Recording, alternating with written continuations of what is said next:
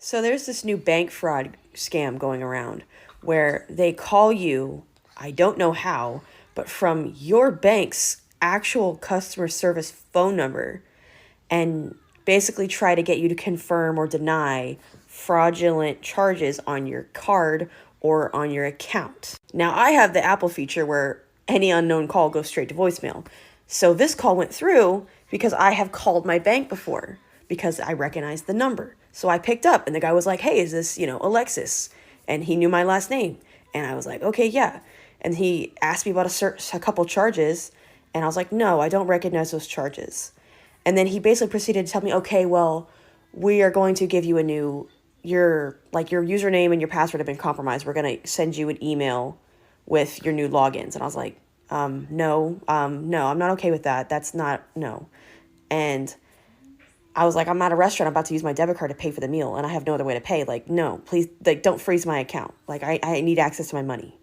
He then proceeded to tell me, "Oh, no, your debit card will still work. And I need to know the last 8 numbers of your debit card." And I was like, "I'm sorry, I don't feel comfortable giving that over the phone. You should, can I verify in some other way?"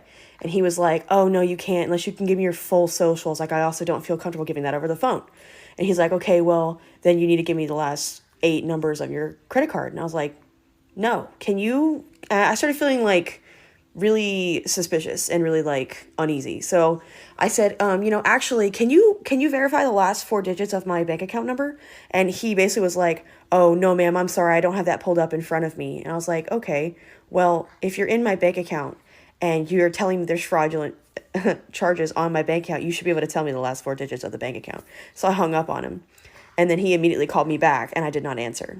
So I proceeded to call the bank myself, call the bank myself and talk to somebody about, "Hey, are there any fraudulent charges or any flag charges on my bank account?"